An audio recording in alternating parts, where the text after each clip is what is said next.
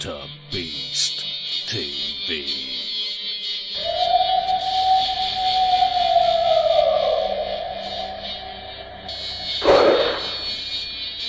What was that? You better get a fresh dip and buckle up.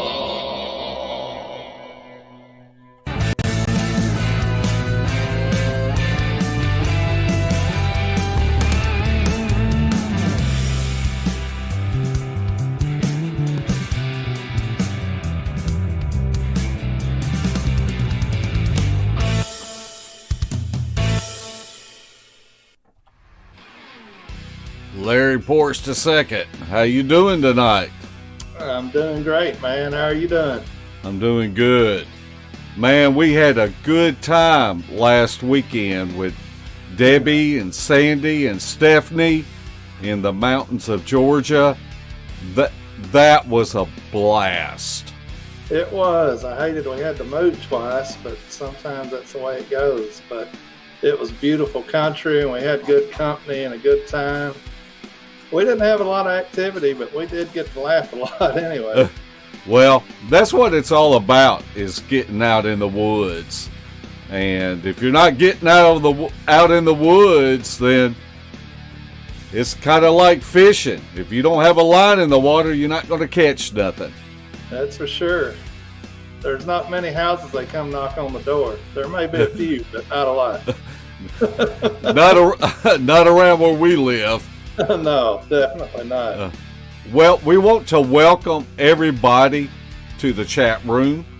And so if you have questions for our guests, be sure to put them in all caps. And if you're watching this show after the live broadcast and you want to join in and interact with our guests, then make sure you join us Thursday nights at 8 p.m. Central Standard Time. Larry, I'm ready to get this show started. Why don't you go ahead and introduce our guest? Well, tonight we have Shane Carpenter from Ozark Mountain Sasquatch. He's recently come out with the documentary Into the 400 on Amazon Prime, and it's a very good documentary. I recommend it to anybody that's looking for a good Bigfoot documentary to watch. I was watching TV at a friend's house last night, and he was on Terror in the Woods. I didn't even know he was on that, but I don't think he was happy with that one, but we won't talk about that one. But anyway, the Into the 400 is excellent, and they've got some great evidence that's on there. And without me talking about it, let's have Shane talk about it. Shane, how are you doing tonight? I'm doing good. Thanks for having me on. I appreciate it. Well, Shane, I have to tell you that you are a breath of fresh air in this sometimes crazy world of Bigfooters. That you are grounded in your approach in researching for these creatures, and really the high standards you hold yourself to when evaluating the evidence that you find. Let's just start off the show by, why don't you just introduce yourself and give us some background about maybe where you grew up along with your family life and any non-Bigfoot hobbies that you might have. Sure. First, I want to say, thank you for the kind words. We try to stay data-driven as much as possible. That's just kind of how we roll, and it's tough at times with some of the crazy things that that happen. Sometimes you got to take a step back and just rely on the data itself, and not let your head get a little too far out there without the evidence per se. So I appreciate you saying that. It warms my heart when I hear people say things like that. I'm not gonna lie. So my name is Shane Carpenter. I'm originally from a little town in south central Missouri called West Plains, Missouri. I now reside in Springfield, Missouri, which is about a little over 100 miles away to the northwest. and that's put me more over in the line of Southwest Missouri. I'm a father. I have 3 boys. I'm happily married. I've been in martial arts my whole life. I've been an MMA fighter. I've coached. I had a gym for about 11 years that I just shut down 3 years ago to invest more time into this, actually. So I just had to make a decision. I didn't have time to do all the things that I had going at the time, and so I shut down my business to focus on this a little more.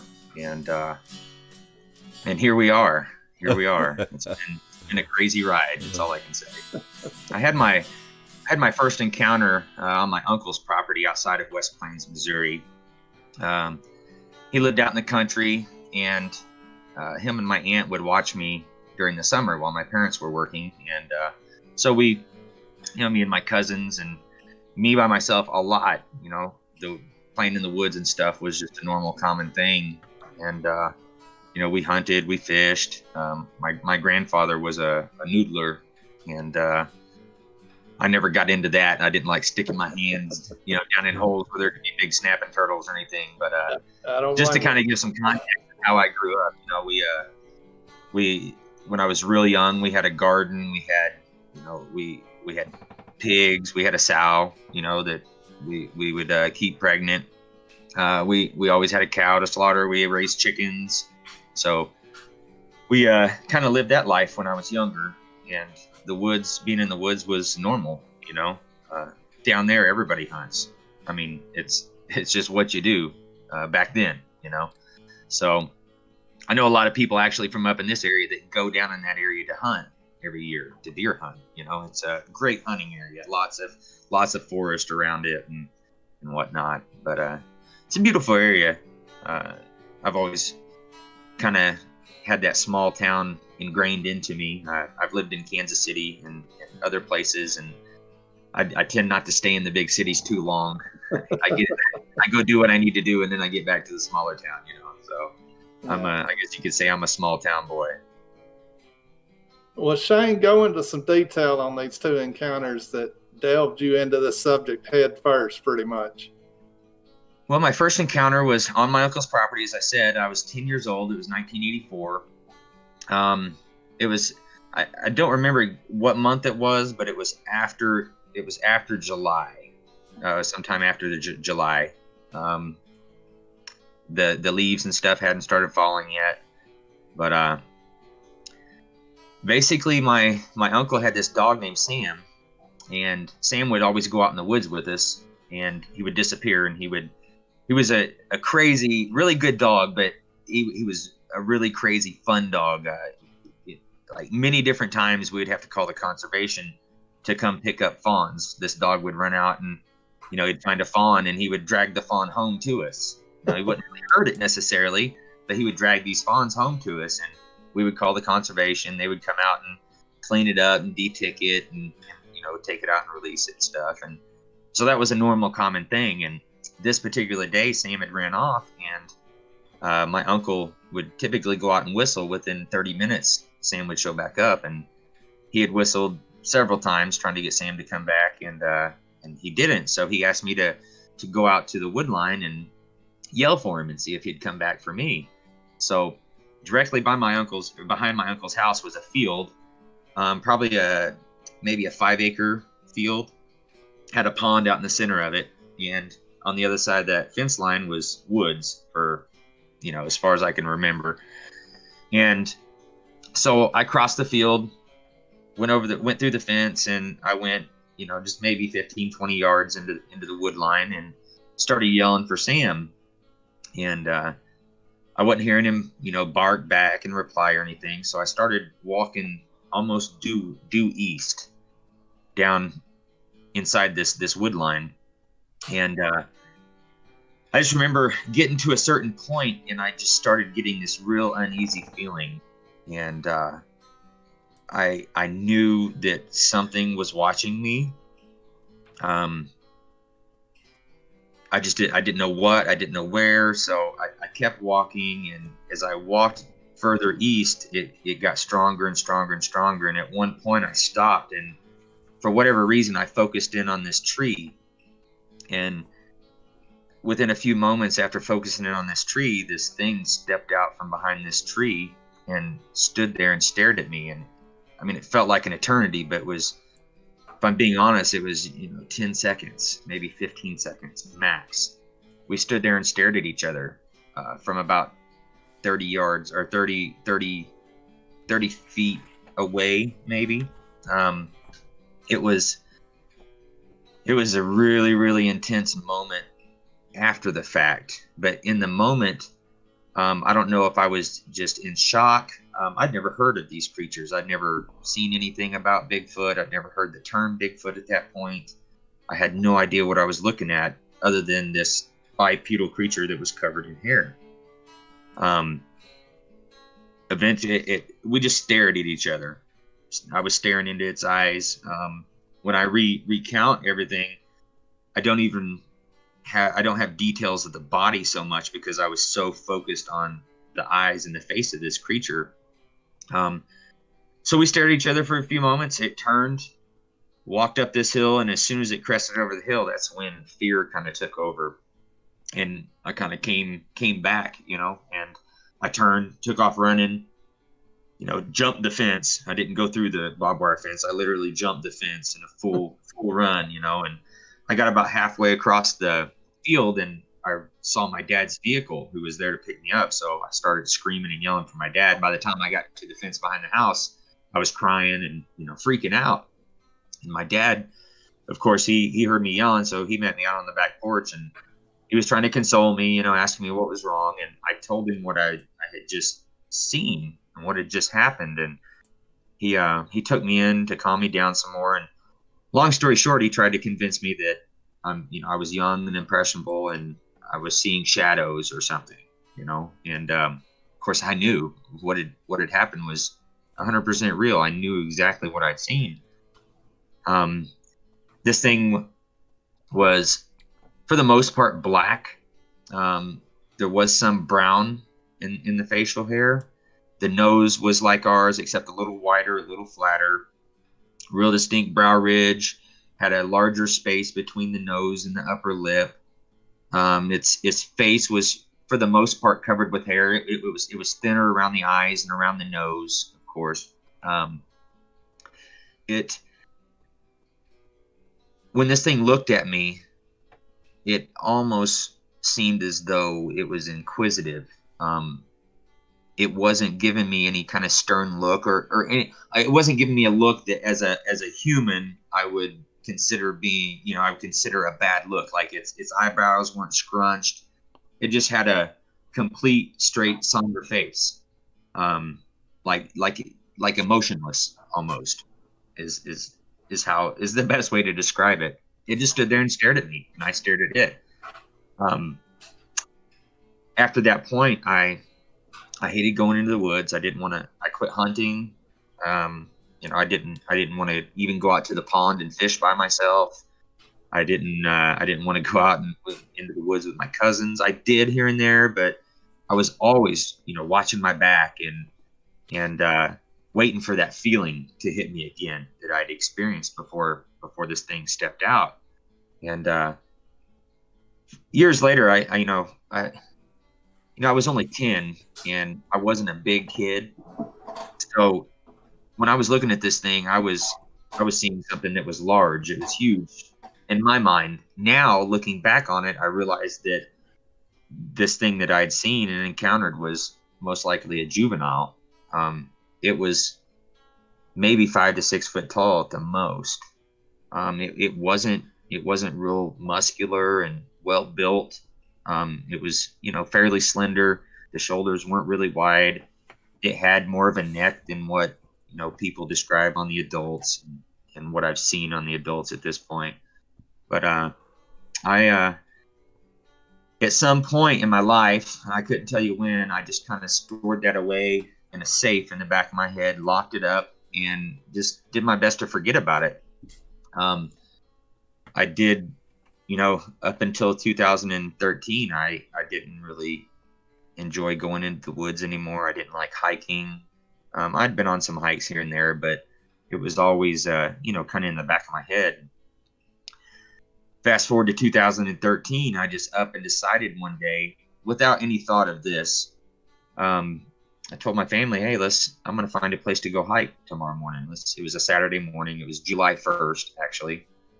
I said, let's go hiking tomorrow. And they all said, sure. So I got on Google Earth and started researching and looking, and I found a place that looked kind of cool. Had a creek running through it and stuff, you know. So I thought, we'll take the kids out to the creek and play and do some hiking. And it was a beautiful morning when we got out there, and we'd been out maybe an hour and a half or 2 hours into our hike. And this is me and my wife and my 3 sons, and we actually had an extra kid with us too. So there was 4 kids. I had a friend's child with us also, another young boy. And so we're walking this trail, and I start getting this weird vibe, this weird feeling, and immediately I'm like, oh no. I mean, it was the same exact feeling that I'd experienced when I was 10.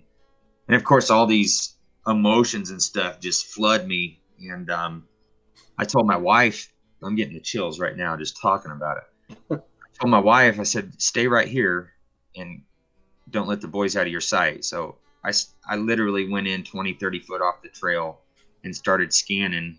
And there was, I scanned my eyes from left to right, and to my far right, down this gully, there was a large area that had a down tree, and it was all overgrown and vines grown into this down tree and stuff. And there were 4 black heads sticking up, looking at me. I snapped a couple pictures that ended up, you know, blurry, of course. And, I went back out to the trail, and I told my wife, we need to turn around and head out of here right now. And she saw that something was wrong, but she also saw that I was trying not to let the kids, I was trying to act as though everything was okay, normal, you know. I told the kids, hey, let's go. We're turning back. We're going to go back to the creek. And so we all turned around. We hiked out. We stopped at the creek, actually, and took some pictures. You know, I was trying to act completely normal. Yeah. And in one of these pictures, these 2 juveniles are in the background, actually. And which turned out to be a good thing, because I had to explain to my wife when we got home what had just happened. Not only did I have to explain to her what had just happened and that I had just seen these things, but I had to tell her about what had happened when I was 10. And this is something I'd never discussed with her. And of that whole situation, that was probably the hardest part, was hoping that my wife, you know, who trusted me and loved me with everything, believed what I was fixing to tell her. It was tough, man. I was really worried that my wife was going to look at me and think I was crazy, you know. And this is a common problem, obviously, you know, within this research and with people who have had encounters or not, and just, you know, look at the evidence and tend to believe that they are out there. And so I explained to my wife what had happened, and then I told her about what happened when I was 10, and that I was positive that what I'd just seen was 4 more of these things that I had encountered when I was 10. Same thing. And luckily she believed me. You know, we looked through the pictures that I snapped, and of course the one with the 4 heads popped up behind the brush. It was fuzzy, but you can see that there's 4 heads there. There's not a lot of detail, but there's 4 coned heads sticking up behind this brush pile. And then we start looking through the pictures later on that evening, and I blew up this picture of my kids at the creek sitting on this tree that had fallen down across the creek. And in the background, there's these 2 things. One is they're sticking their heads out on each side of this tree just off the trail where we had came from. Blew my mind. Totally blew my mind. And at that point, you know, I would have to say a lot of this is due to my wife, and the fact that she did believe me and didn't think that I was crazy. I just decided that night, in that moment, that I needed to go back out there and face this. And I'm an information junkie, and you know, if I was a cat, my 9 lives would be over. I'd be on like 11. You know, a lot of stupid stuff because of my curiosity and I just thirst for knowledge. I research several subjects and I research them all the time. Yeah. So the next day at sunrise, I was out there, and like almost from the beginning, things started happening. I basically got out there. I set up a pattern hike, and I started doing this same hike over and over and over, and getting to know the area also was a big part of it for me. But I realized real quick that these things were setting up a pattern to my pattern. And so I started really paying attention and listening to my gut and my instincts, and listening to those vibes that I was getting when these things were around. And I started seeing them, and these things started interacting with me. I set up a bait station. Some people like to call them gifting, their gifting spots or whatever. I'm honest with myself about it. I'm baiting them. I'm baiting them to come in, and it's not nefarious. When you say bait station, people think, it sounds nefarious, but it's not. I'm baiting these things to come in and interact. So that's the term I use. I would leave things and they would take them, and that's all that was happening for a while, other than seeing them. When I started catching on to their patterns, I started seeing 2 of them specifically. I eventually saw all 5 of them that were there. There was 2 adults, 2 juveniles, and a small one that I only seen it once, but when I got to see it, it was about 2 foot tall, and it was in a brush pile. But I'd already confirmed that there were 5, at least 4, due to the tracks. I later found the tracks of the youngest one also, but that's what kind of got me back into tracking. I started learning to track when I was younger, and hunting with my aunt, with my uncle and my dad.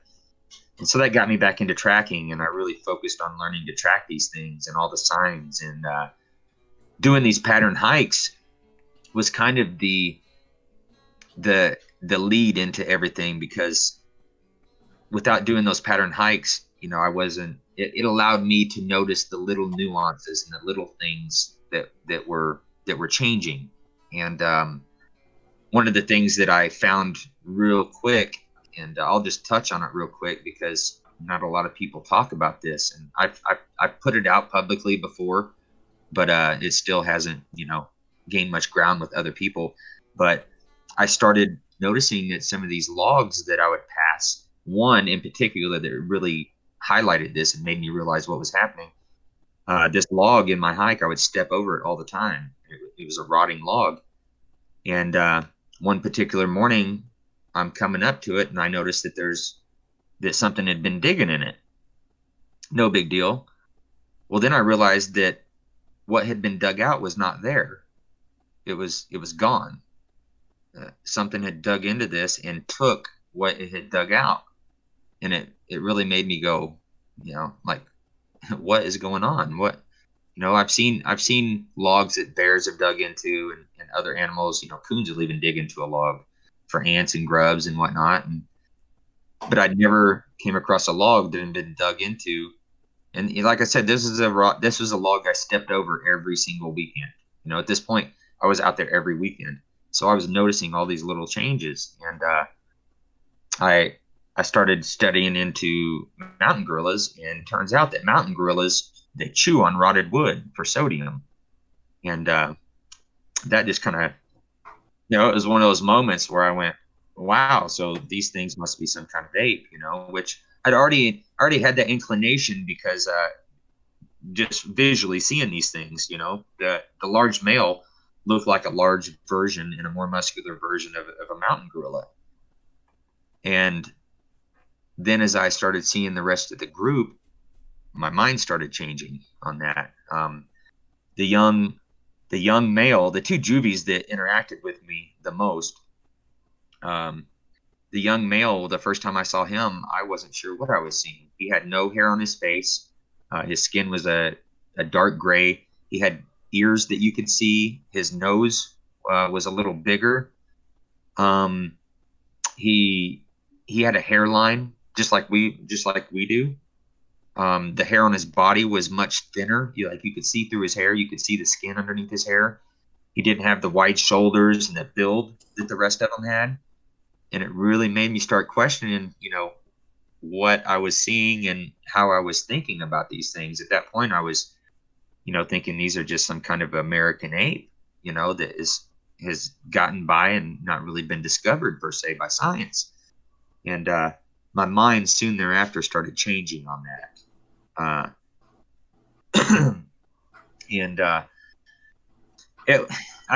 that went on for from 2013 to 2015. Everything was good, and I was getting these crazy interactions.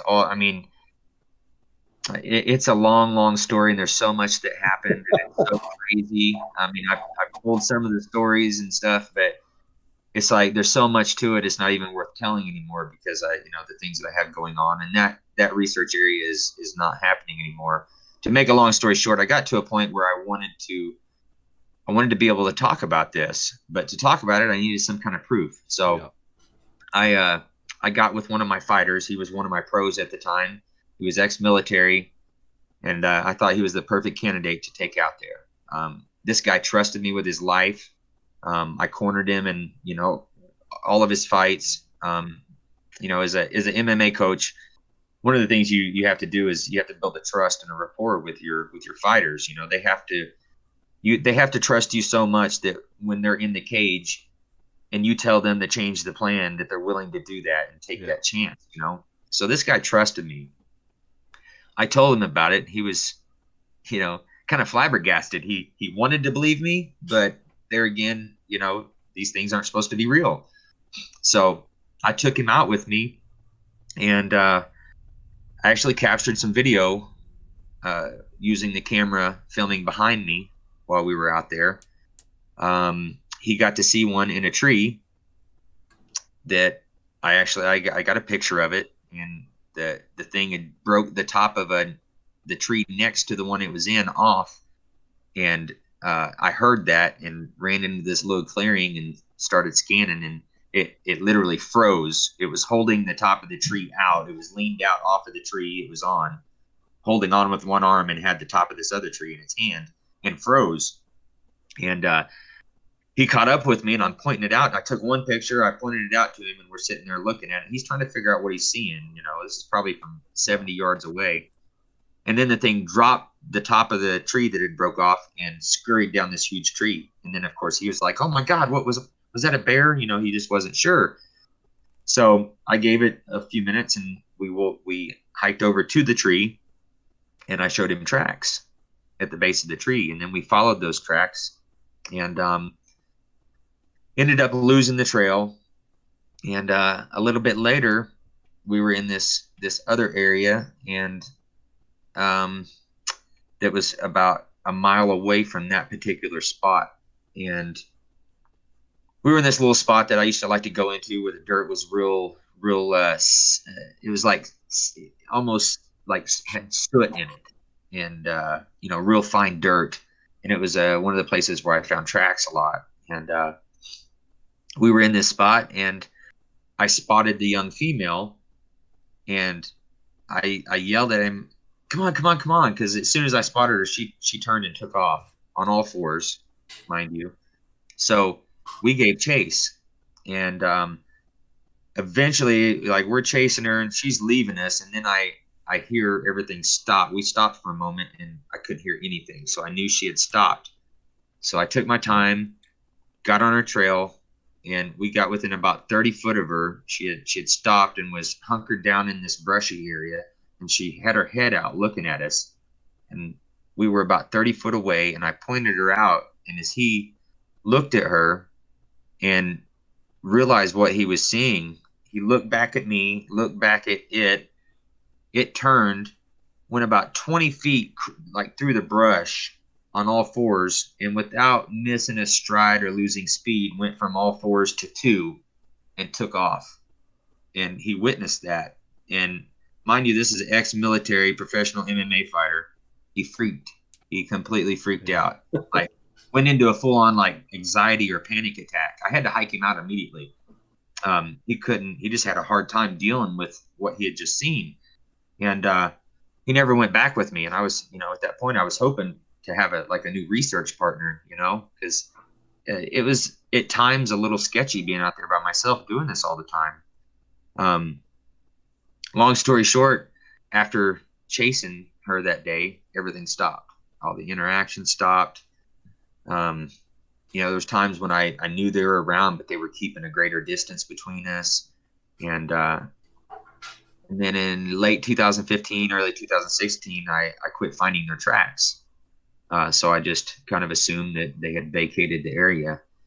I will say at this point that I believe I have relocated them, and they're within 6 or 7 miles from that spot now, I believe, due to witnesses. And I've got some people that I now know and I'm friends with that live near where this is. And we're getting audio from their house now at this point, and trying to pinpoint where they are exactly. We have the area. We're just now at this point trying to pinpoint exactly where they're hanging out. And then I'm going to start researching there too again. But that was basically the end of it. I was bummed. I was let down. Like, I was to the point at my bait station. I'd actually moved my bait station. I was to the point at my bait station, and you see this at the towards the end of the 400. I go to this rock outcrop, and I pull out a couple of rocks, and there's a wrapper in there. So that became commonplace. I would leave things in this crevice and then fill it in with the rocks that actually went in it, so it looked natural. And it got to a point where I would come back and they would leave the wrappers. They would open it up, take it out, put the wrapper back in, and then put the rocks back in. So I would show up, take the wrapper out, replace it, and there was, they would leave things there on occasions. One time there was an old glass Coke bottle left on the ground there with a turkey feather in it. Another day, it sounds crazy, but when I first started I shouldn't say first started, I was maybe a couple months into, this bait station ordeal. And it was really hot that day, and I was sweating, and mosquitoes were just tearing me up. And I had went by the bait station, and I'd actually changed my route that day. Instead of continuing my hike, it was so hot, I decided to backtrack and go ahead and head home, because I wasn't really getting any interactions or anything. And as I went back by the bait station, I looked down off the ridge, and what I had left was gone. And I could see that there was something green and some rocks on top of it. And I went down, and it was mint leaves. They had piled up mint leaves on this big flat rock where I left things, and put a rock on top of them, and which I thought was interesting, because mint leaves, help with, bugs and stuff somewhat. And, it's just an interesting thing. But that was basically the end of that whole situation. I still go out there occasionally, and I still go back to the bait station. And what you saw into the 400 was me taking Chris out there. Chris had watched my previous videos from back then, and he really wanted to go see the area and whatnot. And I had left that bar in the bait station in March, and July I took him out there on the day before he left. Everybody else was already gone, and Chris stayed an extra day to go out to my old research area. So you see in the video that I was kind of shocked and flabbergasted that it had been hit, and that's why, because it had stopped. And that was the first time since I had made that mistake that they had hit the bait station. So I was really excited and pumped, and that's something that doesn't really come across. You don't have that backstory to understand why I'm so excited when we go to that spot and I pull those rocks out and the wrappers in there. I was pumped, because I'm thinking they're back, and they are still hitting it on occasion. So I know they're coming back into the area here and there. But right now I'm so focused on what we have going that I don't have time to be out there. I just got invited to a property in Ava, Missouri, outside of Ava, Missouri too, where there's a lot of sightings, and I've been trying to get in there for a long time.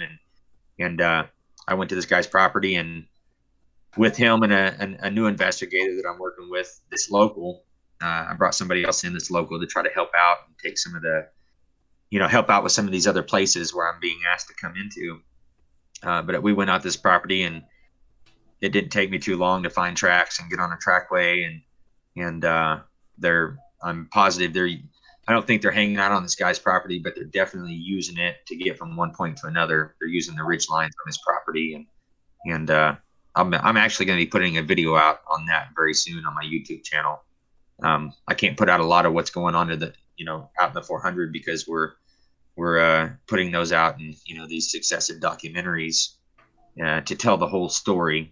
So, and one thing I didn't make clear also, which I'm new to the editing and stuff.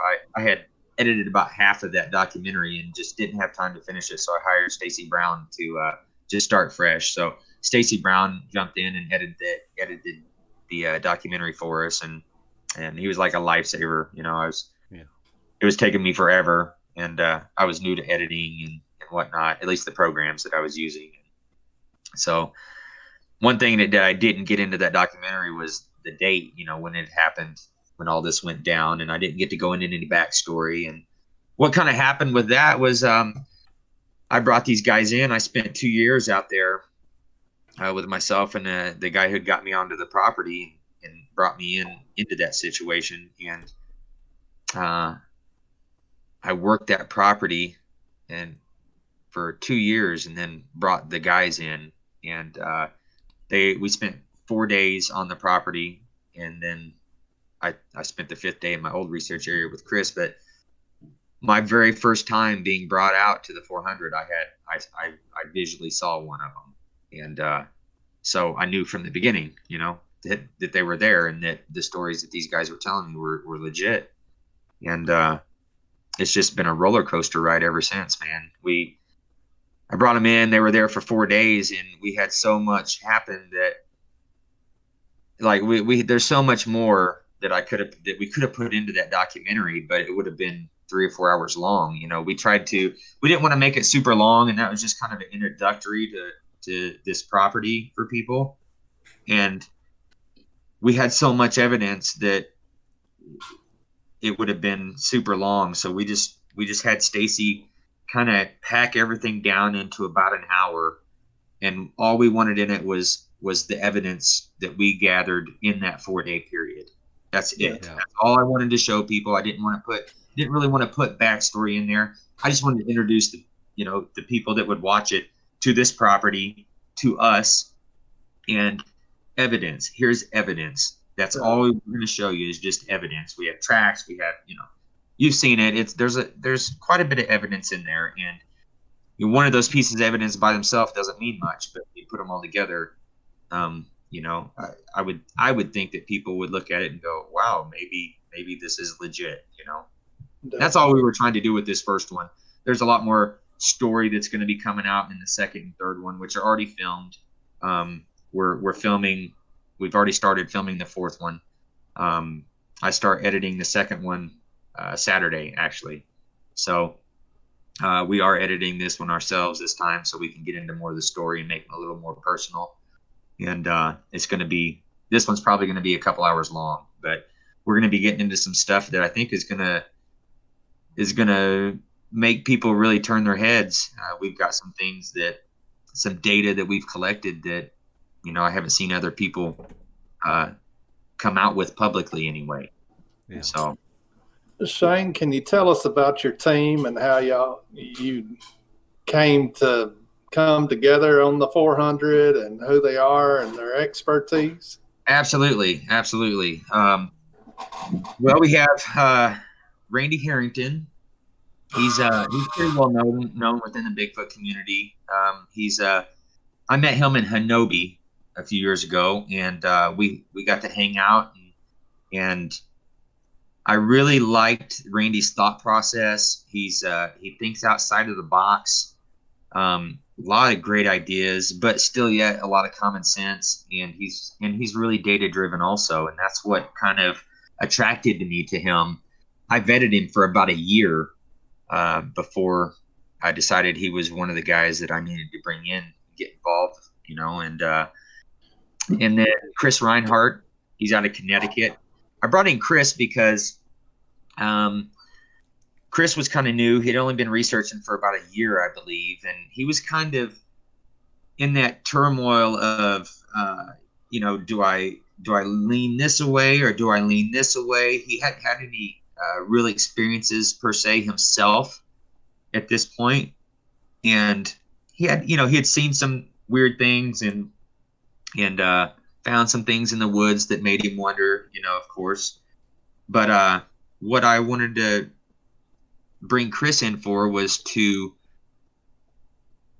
have a fresh set of eyes and ears, and more than anything, I wanted people to be able to see somebody who had no experiences come in and have these experiences with us. And I just thought, one, he's a really great tech guy. He takes care of a lot of our tech cameras and stuff.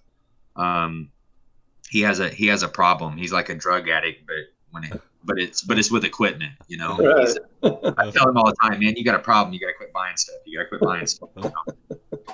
But he's really great on the tech side, and I've been working with him on tracking. When I go tracking, he's right there with me when he's here, and he's actually getting really good himself. He's the last time we were out, he picked up on some tracks that I'd kind of scanned over and missed. So I just wanted somebody there that was new and that would be able to look at what was happening with a fresh set of eyes. Me and Randy we'd already had many experiences of our own, and so having a fresh set of all those senses there, I thought would be a good idea. And I wanted to also, I knew I was going to be filming this stuff just in case things happened, and it did. It actually, typically you bring people into an area and everything shuts down, and it was just the opposite. Yeah. I brought these guys in and it actually got crazier than normal, which also was kind of mind boggling to me. I understand now, which I don't want to get into that, but yeah, Chris was able to come in and have these experiences, and he has taken the things that I do here and he has utilized them in Connecticut, and he has a whole thing going up there now that is that's working the same way it's worked down here. So we've been able to take my strategies and some new strategies that we're using of Randy's and some new strategies of Chris's and combine them all, and he started utilizing them up there. And so we're getting to see how these things work in a completely different area, and how a completely different group of these things are reacting to the same strategies and whatnot. So it's been really, really eye-opening. He's got some great things going on up there, actually, that if we're able to get this stuff done, we have DNA. I'll just say that. If we're able to get this stuff done, it's going to be a pretty big deal in our eyes. For us, we don't care what other people think. It's all about what we think. So, but for us, we're excited about it. But I've had a couple other people involved that didn't really work out. And then last year we brought in Dan Nedrolo. He's a biologist out of Wisconsin, and I really wanted to bring in somebody that thought completely different than us, that would have their own mindset and stick to their own mindset. And more than anything, I wanted a completely different person that would come in and keep us in check. Me and Randy and Chris tend to do that with each other anyway, but I thought, man, having a biologist involved with that type of mindset, it's just going to add another check to us, so we brought him in last year, and he showed up on a Friday night. We'd already been there for a day or two, and he showed up on a Friday night at like 2:30 in the morning, and at 3:30 we were 100 foot from a juvenile pinned down in high grass, watching it on thermal. And I actually approached the juvenile, and it was about a 15-minute ordeal. I got within about 8 foot of it. I hit its face with my flashlight 3 different times, and it's a whole nother long story. But Dan was able to come in and literally be on the property for an hour and had his first kind of up close and personal experience from about 100 foot away. He was with Randy while Randy was filming on the thermal, and so he got to watch the screen and watch how this thing reacted to me coming out to it. And it was pretty amazing, man. It was great to have somebody with his mindset there. And I mean, let's be honest, the fact that he's a biologist helps our credibility. Yeah. Definitely. And, Is that footage going to be on part 2? That'll be part 3, actually. All right. Well, hurry up and get part 2 out. We're working on it, man. We're trying. Well, Shane, let me ask you this. Now, you have had success in several different research areas. Have you found any common denominators that has helped you connect the dots in the field? The main thing is patterns. I found that these creatures are creatures of habit, and they're creatures of pattern. And when I say that, like, up in the Northwest, people tend to think that they migrate somewhat with, the elk or the deer and whatnot. Here, that's not the case. Here, they don't have to migrate because the deer and, anything that they would be after doesn't migrate. We have found here that they're on the property for 2 weeks and they're gone for a week. Yeah. And I had it when I started bringing these guys in, I had it nailed down to the point of I knew, I knew when they were going to be there and when they weren't. And I had to get that figured out before I started bringing people in, because I didn't want to bring people in and have nothing happen. That was the last thing I wanted to happen. I was prepared for that. And I told the guys, they were prepared for that too. Of course, it didn't work out that way, but that's the main thing is they are creatures of habit and they are creatures of pattern. Now, you have done a lot of casting in your research area. Yes. Let's talk about the success that you have in finding tracks, and we will show a slideshow of some of the castings that you have done in this area. Yeah, so those castings that you're going to show, they are specifically from one individual, and those are the castings of the one particular individual that we actually casted in this first documentary. So if you've seen the documentary, you've seen the tracks and whatnot and the castings, but these pictures, they're up close and personal.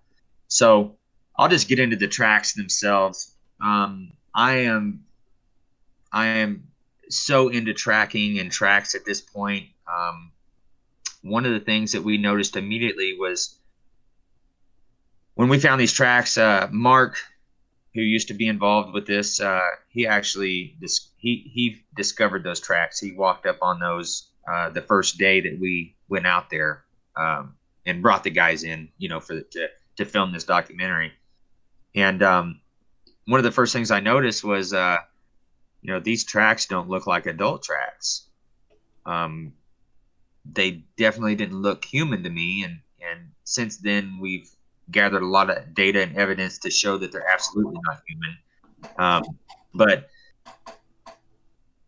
we've been able to determine which of the two juvies are leaving those particular tracks. And I've actually seen this particular juvenile 3 times now. I do believe it's a female. And if you look at those tracks, the first thing you're going to notice is how skinny they are.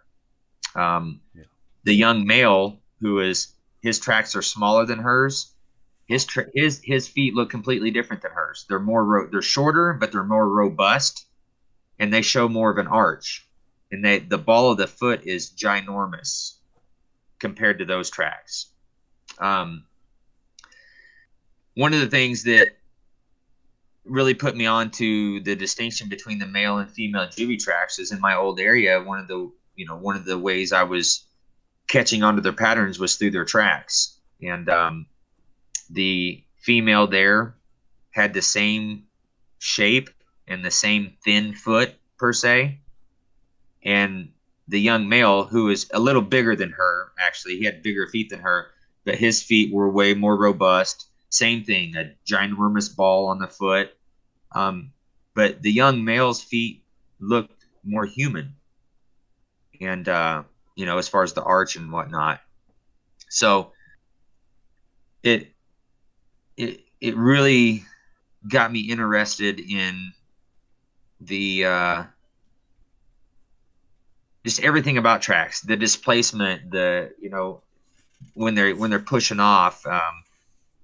In these next couple documentaries, I'm going to be showing video of, I was out one day and I quit counting at 54 tracks, and those 54 tracks were in mud. So we have gotten a lot of good tracks. I went through about, just in the last 2 years, I went through about almost 30 pounds of hydrocal.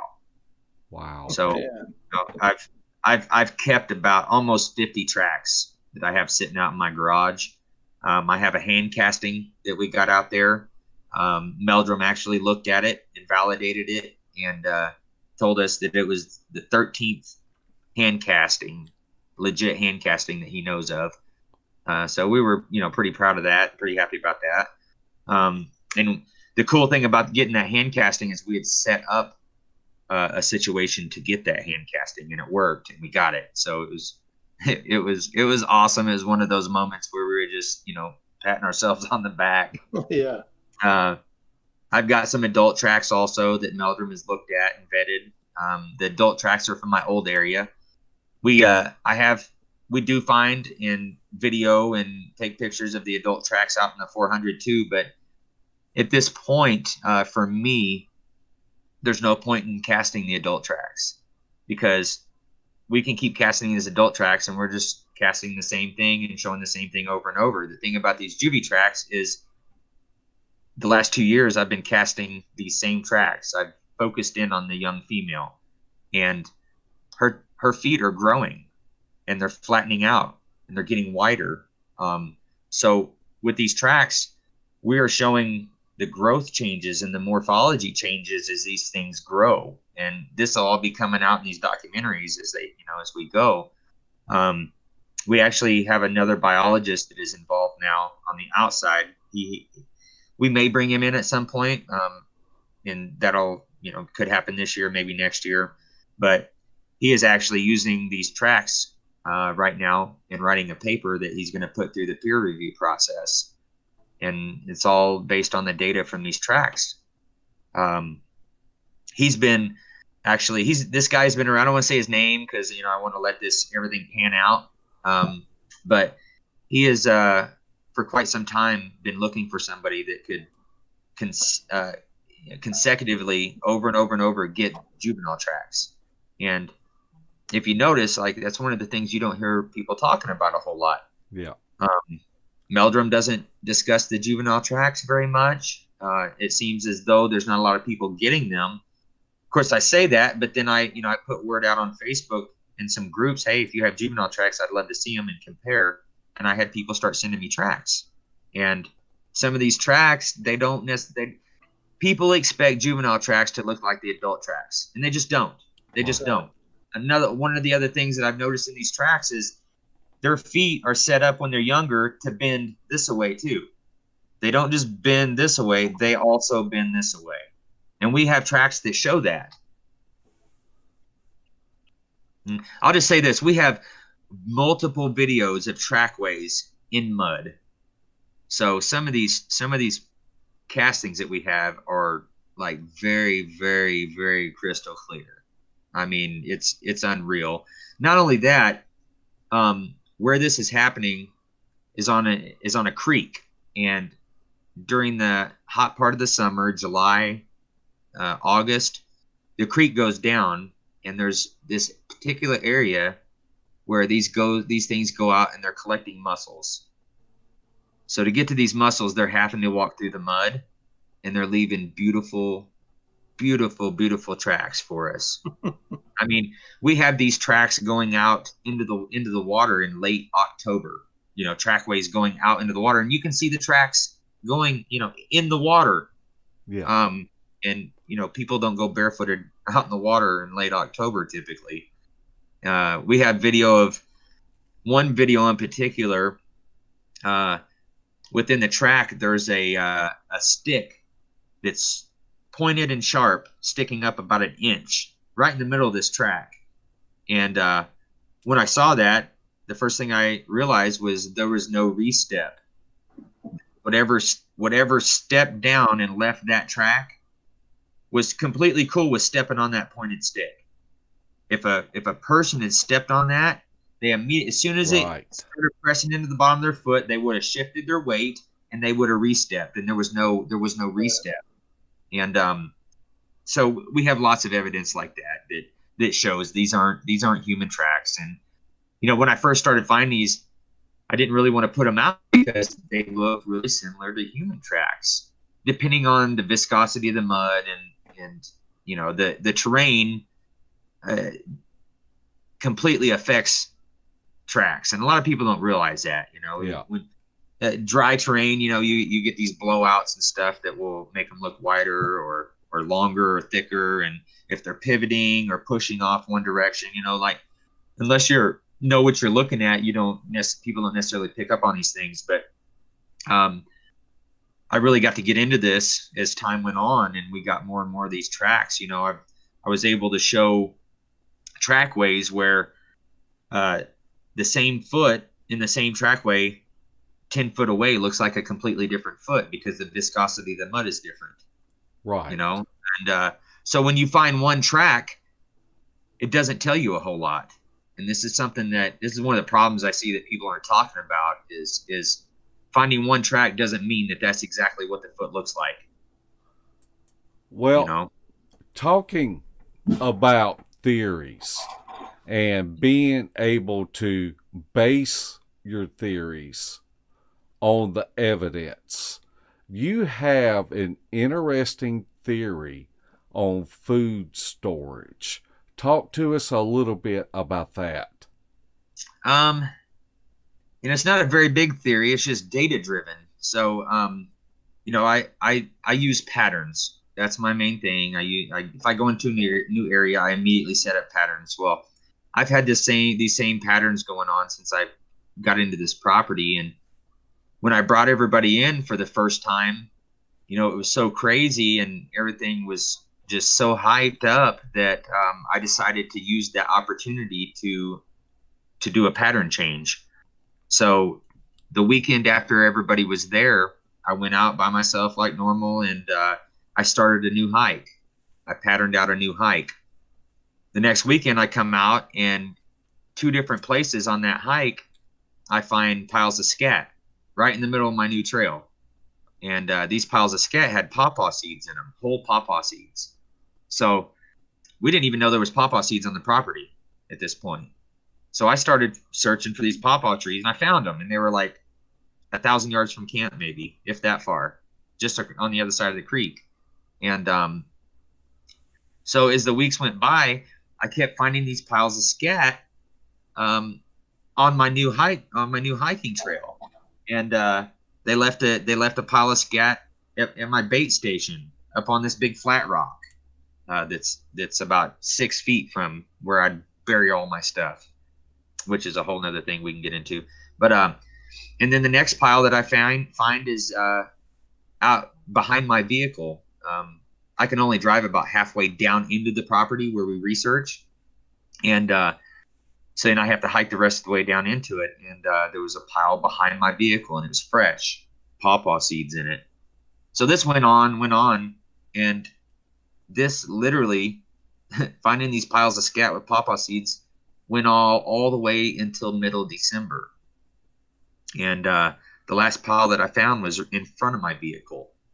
And we shouldn't be finding whole pawpaw seeds and scat in the middle of December. Pawpaws, if they're not completely gone by October, If they haven't ripened and dropped and rotted, as soon as you get the first freeze, within 3 days they'll ripen and drop. And there should be no pawpaw seeds, especially whole. If something was digging up pawpaw seeds out of the ground to eat, you'd think they would be chewing them up.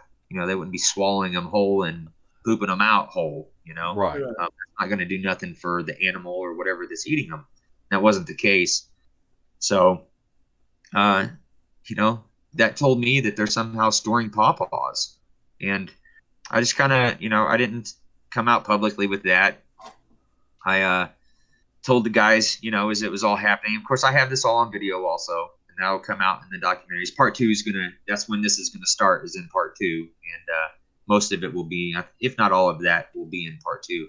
But I was discuss this with the guys, and when I brought Dan Nedderlow, when I brought him in, it was one of the first things we did. I showed him these videos of all this scat, and he's looking at them, and you can't really determine what the scat, what it came from per se.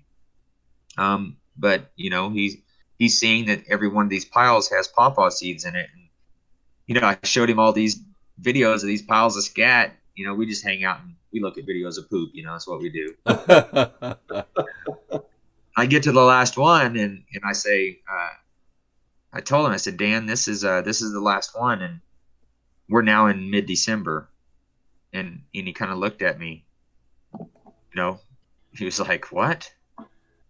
I said, what does that tell you? And, not to put words in his mouth, but basically said, well, it almost tells me that they're having to store these things to be, excreting them in mid-December. Doesn't make sense. It just doesn't make sense. So now we're pretty sure that they're storing probably not even just pawpaws. There's other fruit trees on this property, tons of blackberries, different, all the berries you can think of are on the property. I mean, there's areas where the blackberries and raspberries are just huge, like half of a field of them. It's ridiculous. The food sources out there are unbelievable. Tons of deer, peach trees. I mean, there's all kinds of stuff, man. So we haven't found, where they're storing this stuff, of course. I will say that there are cavern systems underneath this property. I mean, there's tons of cavern systems underneath this property. There's several cave openings, but they are collapsed. There's 2 in particular that I'm trying to keep an eye on as much as possible, where it looks like it's maybe possible that a big boulder is being moved back and forth. I don't want to get into that too much, because that's still something that's kind of in the works, and I'm in the process of really focusing on. But yeah, that's it. I mean, that's the data that I can talk about right now. That I can't say I'm 100% convinced yet, but the data is pointing towards that, and that's all we're doing is going off the data. Right. I guess it is human nature that when we find evidence, we want to form an opinion. And I believe where we can deceive ourselves is when we set that opinion into concrete. And Yes. Then we run into the danger of not letting new evidence speak for itself. Absolutely. Why don't you talk to us about how you document evidence and how you evaluate each piece of evidence that you come across? I mean, really, we just let the data speak for itself. Of course, we're guilty of forming opinions around our data also, but we are also malleable. If we find evidence, like when I first started doing this, one of the things that slowed me down and kind of tripped me up was I started watching, other people's YouTube videos. And I got on Facebook.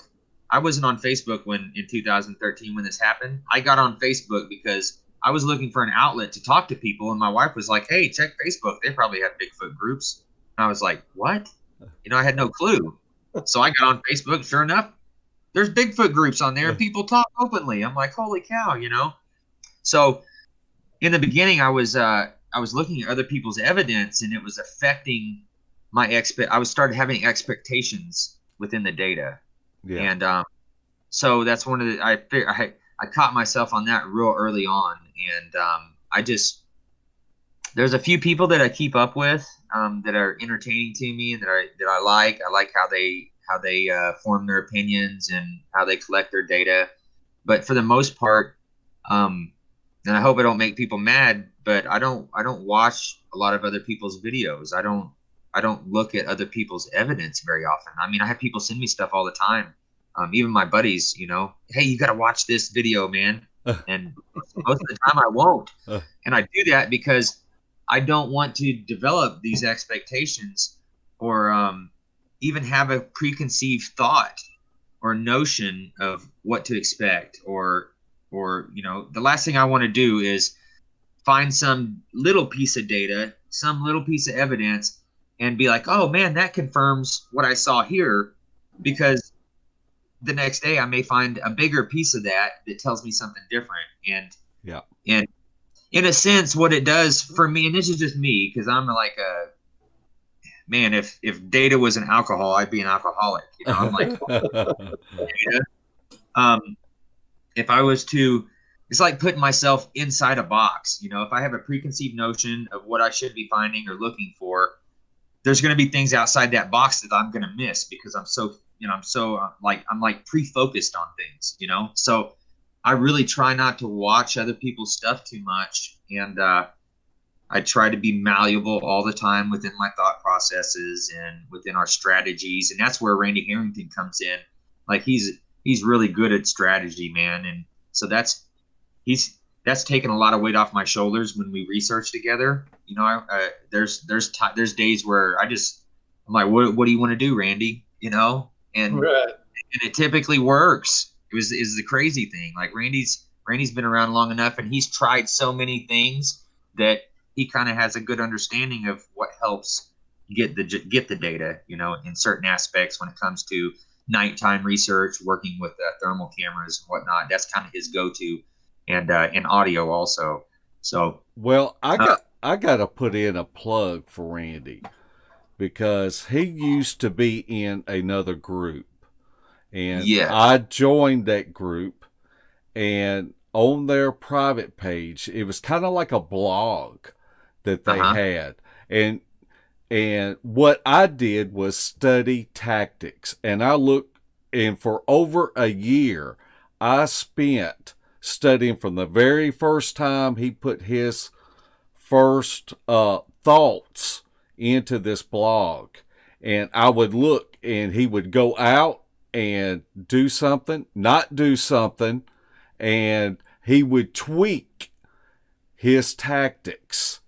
And I spent over a year just studying Randy and what he did. And he's very common sense when it comes to his field research. Yes.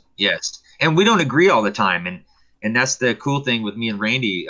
Just our relationship is, you know, he's a really straightforward, blunt guy. And I enjoy that because you always know where you stand with him. I actually like people like that. Some people don't enjoy people like that, but I do because I tend to be that way also.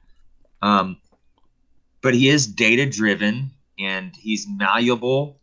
Randy, since he's been in the 400, some of his thought processes have changed, you know? And when I first met him, I kind of thought that he had already kind of built his mold for his theories and his thought processes, but I was wrong. You know, the more time we've spent together and the more experiences he's had out there with me, he's changed on some of his theories also. And but it's cool, man. Like all four of us, me and Chris and Randy and Dan, we don't all necessarily always agree, but we typically end up coming to the same conclusions eventually because we're all experiencing the same things when we're out there, you know? And the fact that we are just trying to specifically stay data driven, it it allows us not to go too far outside of what we're actually looking at and dealing with, you know. Right. We try to keep our personal feelings out of it as much as possible. Like when we're out together, we enjoy each other's company and whatnot, but we are we're just really focused on the task at hand, and we try to enjoy ourselves while we're out there and be completely relaxed and be us and have a good time too, you know. But it's something else when we all four to get together, man. It's something else. But tactically, it allows us to do a lot more when we're all four together, and it allows us to try new things and split up into two groups of two and work two areas of the property at the same time. And it's been great, man. When I was doing this originally with with Mark, the guy that brought me into the property, it was just different. Mark's more of a free soul. He just loved getting out there and hiking around and looking for oddities and stuff. And he's not with us anymore. He's doing his own thing, and he's still doing cool stuff and whatnot. But I had to go a different direction. It's just not in me to do anything other than follow the data at this point. That's all I can do. And I feel better also about doing it that way. Right. I don't, it allows me not to stretch my thought processes out any, and I think I want to say this as nice as possible, but you have the different factions of the Bigfoot community. You have the what they call what they've termed as the woo side and the science minded people. And like, I'm open to it all. Like, I don't care. I could care less what I end up finding as long as the data is there to show it to me, like, like people talk about mind speak. I feel like I'm a good candidate for it. I really do. If it's real and it hasn't happened, that's not to say that it's not real and that it hasn't happened to people, but it just hasn't happened to me. And I don't have the data to show that that's happening. And sometimes that ticks people off when they hear me say that. And it's not putting them down or, what has happened to them. It's just me and the data that I'm collecting. That's what we're going off of. And it doesn't allow me to go that route. If I'm telling you right now, if something like that was to happen to me, I would talk about it, and I would immediately start trying to collect data on it and make it happen over and over and over. I mean, that's just how I roll, but it hasn't happened. So it doesn't mean it's not true. It just means that for me, it's not happening. And so I can't say that it's true. That It's that simple. I think it's very important that we don't set our mindset into concrete, and Yes. and we should be open to anything that is out there. But as I have said 1,000 times on this podcast, let the evidence speak for itself. And Yeah. and don't too many people want to take things personally because of their opinions. And I think it's just we don't if we have a different opinion, there's no excuse to be ugly with someone that is on the other end of the spectrum. For And sure. we should be open, and if something happens, then that's what to us personally, then that's what we should explore. Yes. Yes. I'm just looking for successive personal data that happens over and over and over. And, I can get that same data over and consistently. And even then, I'm not 100% sold on stuff, but we're just trying to do things different. There's, I get ideas when I see, I'm on Facebook in these groups a lot. I look at, all these posts and stuff. I don't comment a lot, but I'm on there a lot, just watching the community and watching what's happening, and I you see people getting butt hurt, like you said, you know, and just because they're having different opinions and stuff. And man, I'm totally cool with somebody not being into my data or having a different opinion on my data. That's I'm completely cool with that. Like I just can't box myself in. Um, you know, like if you put yourself in a box, there may be an important piece of data that you're going to miss because you're not looking and you're not open to looking, you know. So I see things in the community, and it spawns my mind to come up with ideas of how to test and figure out ways to get data on these things. Like you hear people all the time, you know, oh, we had rocks being thrown into camp, you know, and we have it on audio. And then you have somebody come in and comment, well, how do you know those are rocks? How do you know those aren't walnuts falling? Or how do you know this, you know? So me and Randy were up on this place we call Crawler Hill. We'd never stayed up there. And we stayed 2 days, just a weekend up there the first time. And the first night, when we turn in, which is usually early in the morning, Randy puts out a parabolic mic that has no dish on it, and purposely, and it runs to 2 sets of headphones that run into the tent. We sit and listen listen to what's happening around us. So the first night we had rocks raining in camp from above us, just above us. We were basically about 95% up this mountain, and we stopped just to give them the high ground to come in. Yeah. If they, you know, if it was going to happen, we wanted to give them a buffer zone and give them the high ground. So all night long we have rocks raining in around camp. They never hit our tent. They hit everything but our tent. So the next day I went up, used my tracking skills, and I found where the 2 juveniles had came in. It came in on the west side. We were on the north side. They came in on the west side, came up, and I found right where they had been throwing the rocks from. So me and Randy collected about 40 rocks. I took out a Sharpie marker, and I put a little mark on 40 rocks, and then I took them up to the top, and I scattered these rocks around, and I made sure that every one of these rocks, the little mark was on the bottom side. And that night we had rocks raining in on camp again, and we had rocks with Sharpie markers, you know, with little Sharpie marks on them the next day. And this is all on video, you know. So for us, we and not that we're trying to prove things to other people, because that's really not what it's about for us. We're just trying to collect data. Like we want to at some point be able to prove this. That'd be awesome. But we have to do things like that to, you know, to prove that, yeah, these things throw rocks, and we have data that shows that. So we're doing a lot of really just stupid common sense things that you know, we come up with these ideas, and sometimes these ideas are spawned from seeing the questions that naysayers ask, you know.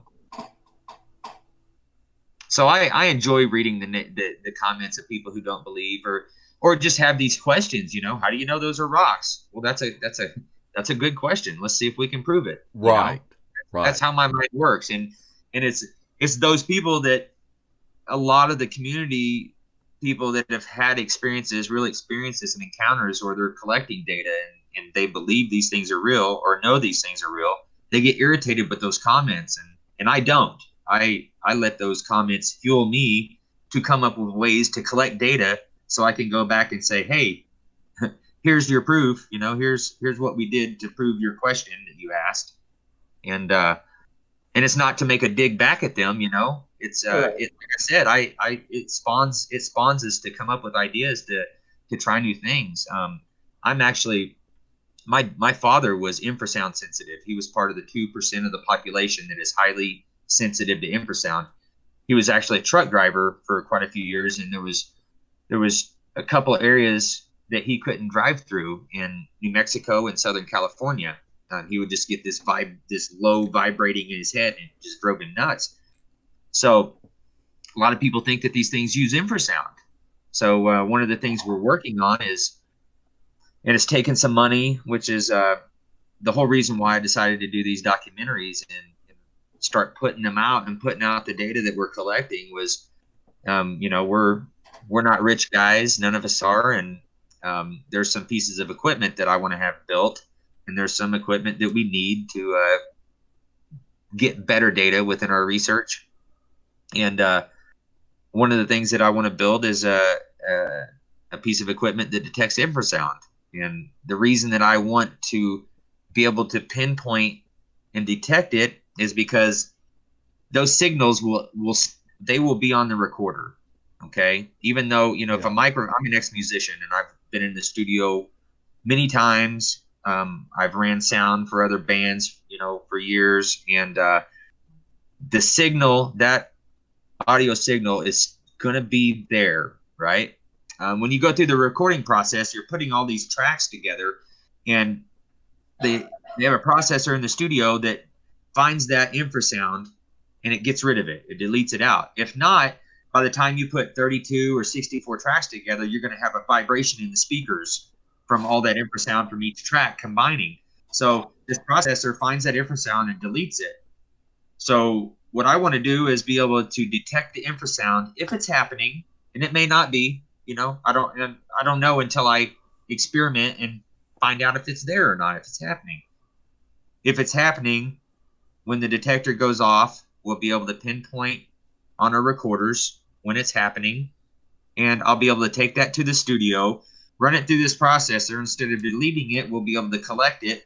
Then we're going to up pitch it without changing the speed. We'll be able to up pitch that infrasound into our hearing spectrum and hear what is going on there.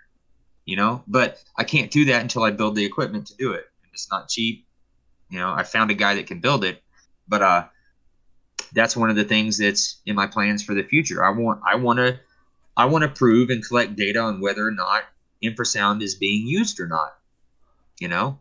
And one of the reasons that I'm really wanting to look into that is because my father was infrasound sensitive.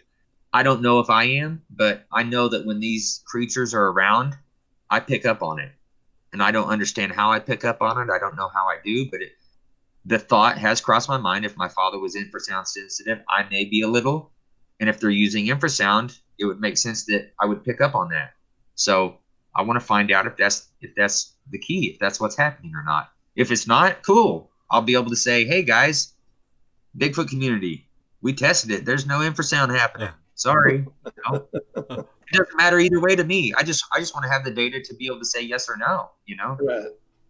Larry, So we're doing a lot of weird things like that, or I wouldn't call them weird. We're just diving a little deeper, I think, than a lot of people are. That's what we're trying to do. We want the information, and we're not going to be able to get the information unless we figure out how to collect it. Larry, are you taking notes? Man. Because this has really spawned a lot of ideas just listening to Shane. And I think that if you were able to bring that infrasound up to the human hearing capacity, if you had an instrument that could do that, then you could throw that on the spectrogram and actually see if it can match up with other vocalizations. And well, it depends on what we hear in there.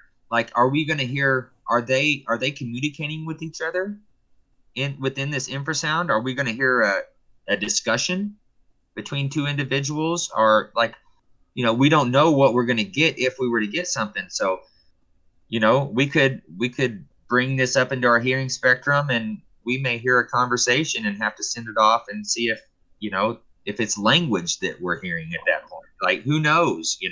right. For all we know, let's take it here. This is just how my brain thinks, man. I'm not saying this is happening. I'm just saying that this is one of the things that I'm looking into when it comes to infrasound. One of the things I noticed, and I'm going to bring up the Ketchum DNA study, and I know there's a lot of people out there that don't like it. There's people that do like it. I'm actually friends with Scott Carpenter, and I enjoy having conversations with the guy. I think he's a smart and in tune with some of the things that are going on for sure. He's one of the guys that really spawned me to start researching for the research side versus just experiencing it, So I give him some credit on with what I'm doing now for sure. But he's experienced infrasound, and he's shown that infrasound low frequencies were happening via using some recording processes that they use in the studio. You know, it's not hard to see if the infrasound is there or not. As far as being in the field, we just need to be able to pinpoint it so we know where to pull and extrapolate this out of the audio and take it into the studio and do these things to it. But when it comes to infrasound and you look at the DNA study, and when outside people were looking at the DNA sequences and they're seeing DNA of other mammals within this DNA that Ketchum put out, and it confused a lot of people, and that's, you know, and that told a lot of people to them that, you know, it was bunk, that it shouldn't be there.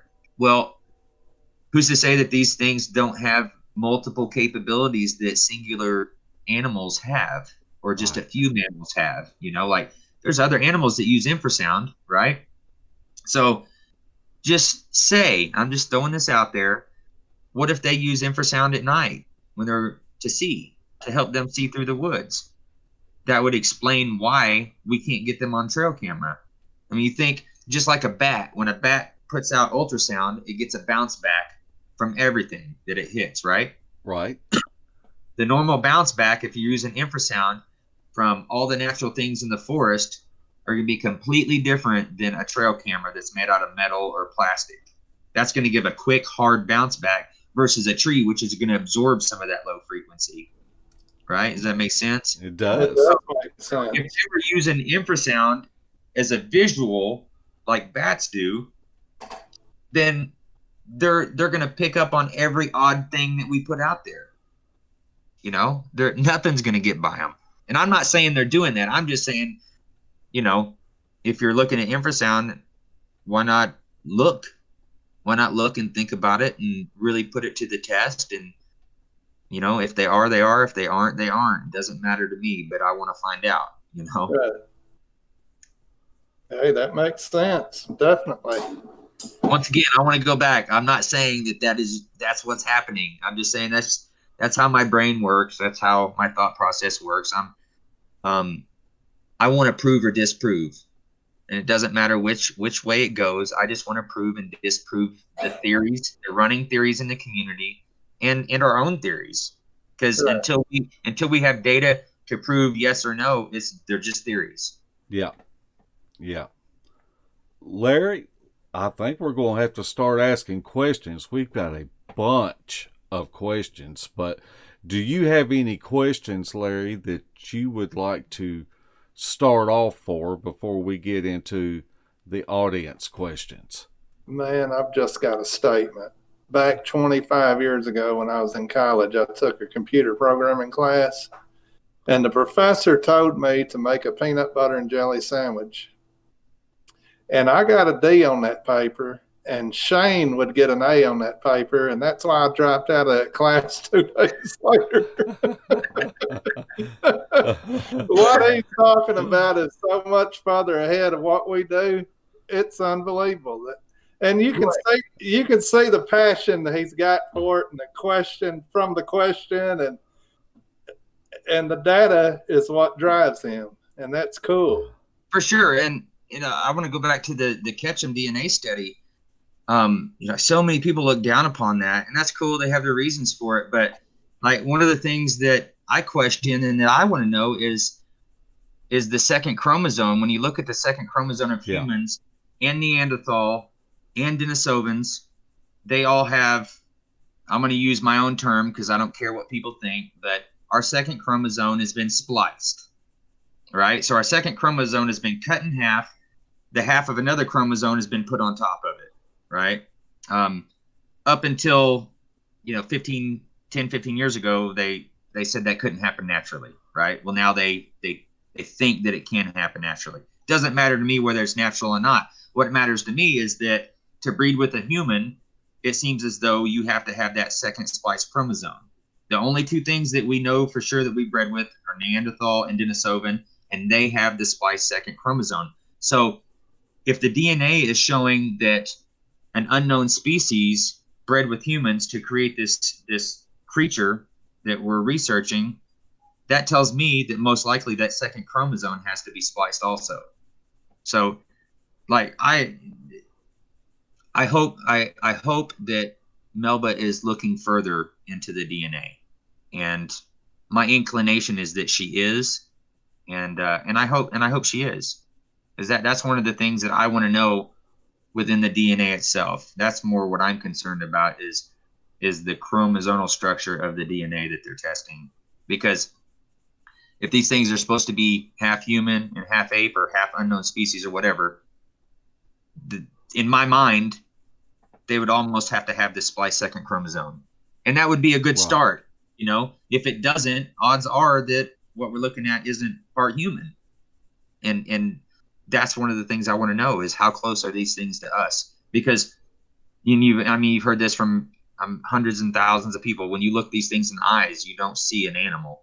And the data that we're collecting doesn't tell us that we're dealing with an animal. Like, they're cognitive, absolutely.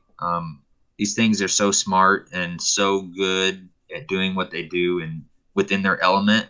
I mean, it's just amazing. You know, we lose most of the time tactically. We lose every now and then. You know, we'll gain a little ground and then we lose, and then we gain a little and then we lose. You know, and I like to think that the team that I've kind of put together and brought together, like we're all fairly smart guys.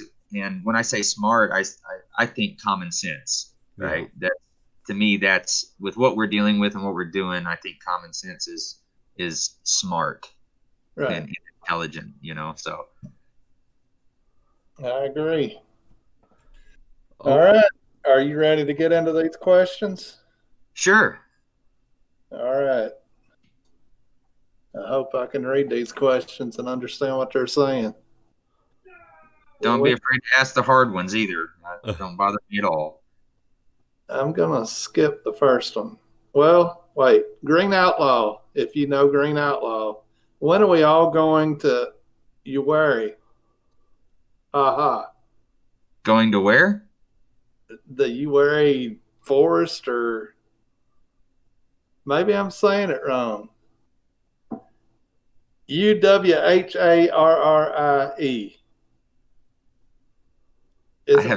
I have no idea. Okay, let's go to the next one. Spencer asked, did you cast the bite marks from the apple? We didn't, actually. And looking back on it, that's one of the things I wished I would have done. I actually, and this is part of the learning process, you know, within collecting data. Like, before this, I've never been a data collector.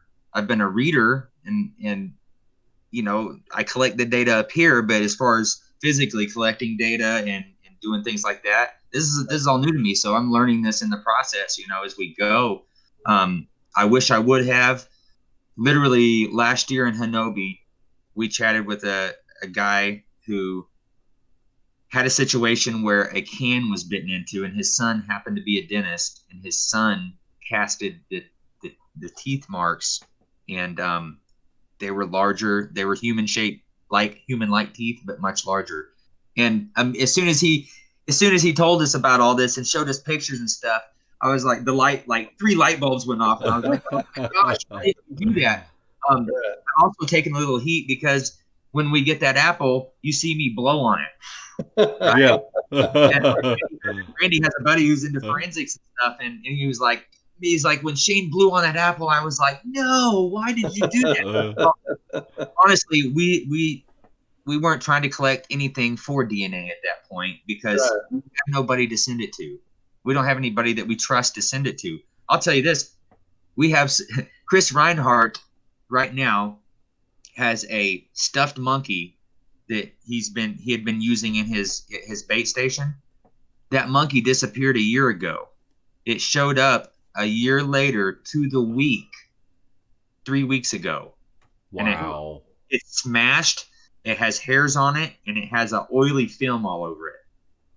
It's that thing is, he collected it and was very careful on how he collected it. It is now vacuum sealed. So we have DNA that we want, or possible DNA, I should say, that we want to have tested. We just don't have anybody to send it to that we trust. I do have a good friend of mine in Colorado that is looking into getting somebody to test it for us. Of course, if we test it, we don't. You can get mitochondrial testing done for a couple $1,000s, but that's not what we're looking for. Like if we're gonna have it tested, just a mitochondrial is pointless. Yeah. Really, if there's two sides to this, and that is the human side, then what's the point of paying to test for that? Like, if we're going to test for DNA, we have to go full blown and go all the way down to the nuclear DNA. If not, it's pointless. It's worthless. Like we've had hairs that aren't human and that we can't pinpoint to any known animal. We have hairs the same hairs that other people have that have no medulla. They're hollow. These hairs are a lot of the hairs are translucent, and light refraction will cause them to take on other colors. That's the best damn ghillie suit you could ever have. Yeah. But other people have those hairs too. So, what's that going to do? Just getting the mitochondrial side of that, it's going to do nothing for us. So, yeah, blowing on that apple. Looking back on it, I could have cut that out. It is what it is. Like, we're just trying to be open and honest with what we're getting and how we're getting it. If people like it, cool. If they don't, cool. It doesn't matter. We're gonna do us. But we will. Everybody makes mistakes in the field, and it's good that you showed one that you made. Oh, for sure. We make them all the time, man, and that's how we learn. That's how we learn and get better by making mistakes. That's all that's on Mark and I's videos, mistakes. Okay, Mighty American asked, and I believe he's talking about the juvies at the location that you're at now.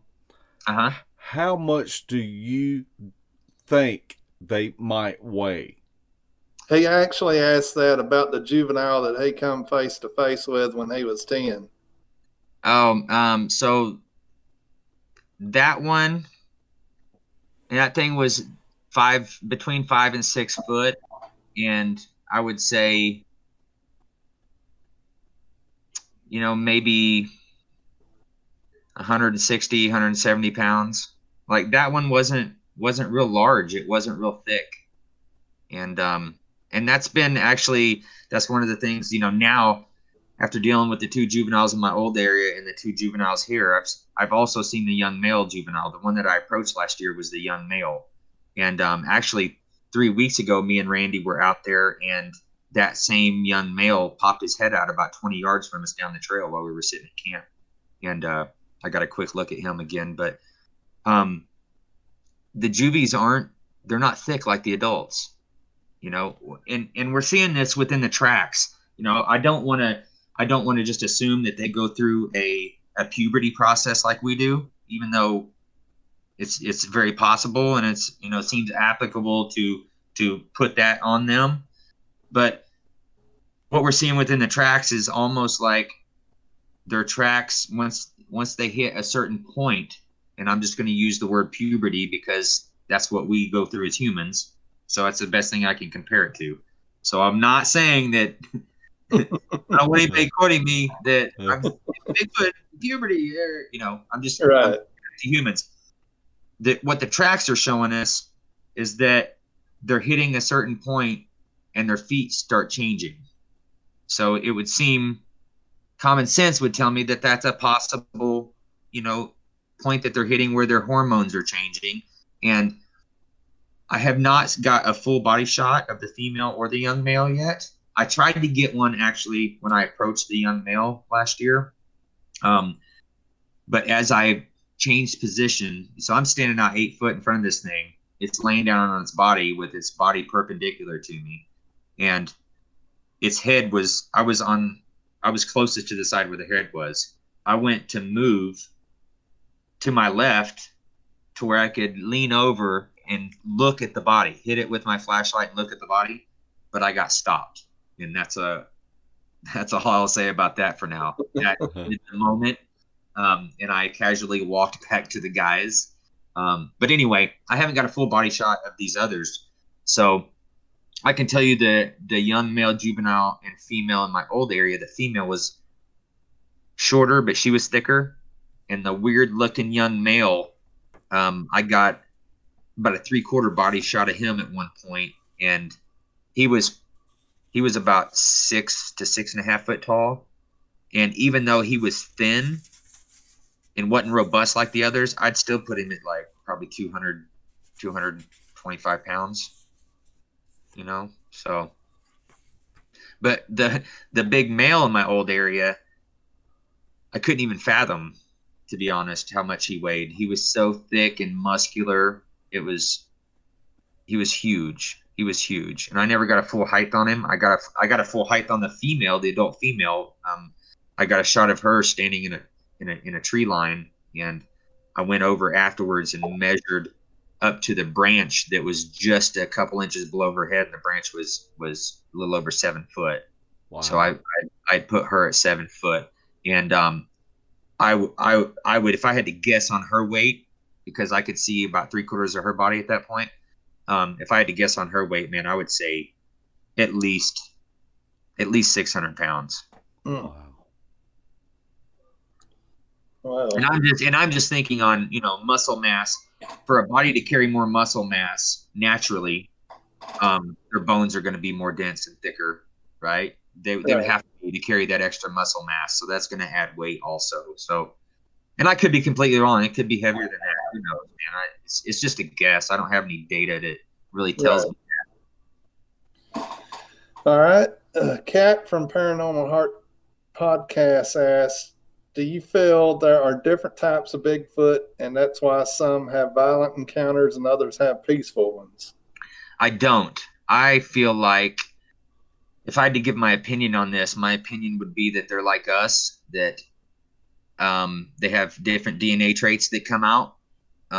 Just like there's different races of us humans, different creeds and colors. I think it's pretty much the same thing with them. That's the way it seemed to me. And the reason I say that is because in my old area, I'm convinced that was a family unit, and I'm dealing with the same thing in the 400. And in my old area, none of them looked the same. They all had some different traits about them. Like the young female had a round head. She didn't have any of the point that you see and that you hear described a lot. The adult female did, not to the point that the big male did, but the young female, her head was round. The weird looking young male, his head was like, he had a bigger forehead. His forehead didn't slant back. It actually went up, and like the top of his head was almost square. So seeing that within, and I can't say positively it was a family unit, but it seems conceivable and common sense that it was, being that there was also a little 2 foot one, 2 foot tall one. It just makes sense to me that, seeing all those different traits within one family unit tells me it's just different traits of the DNA coming out.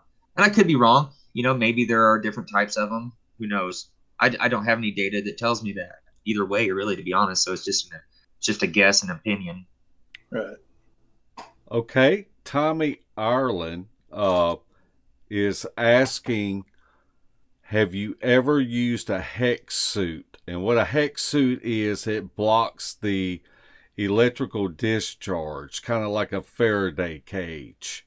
Have y'all tried that in y'all's research? We haven't tried the suits, and here's why. Within my research, I don't try to hide from them. Yeah. I try to be as predictable as possible, which is why I use patterns.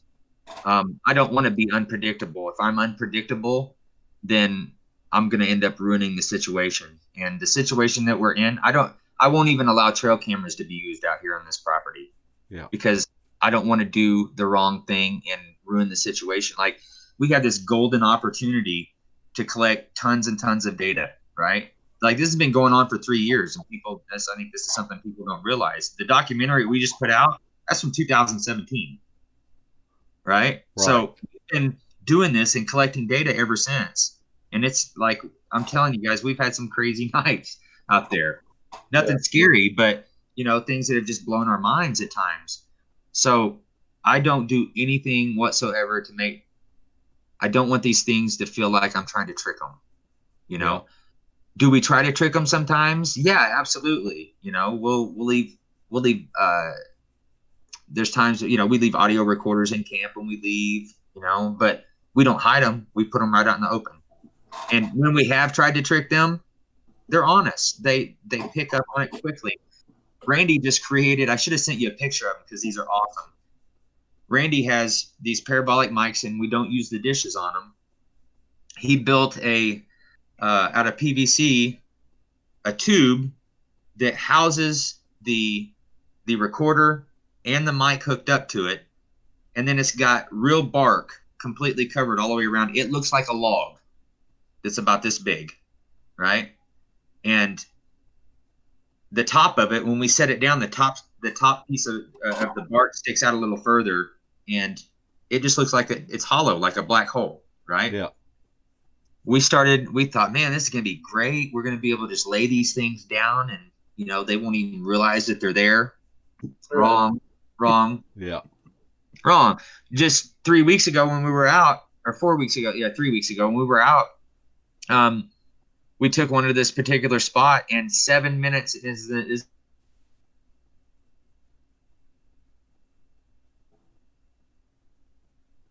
like they tapped on the microphone. Wow.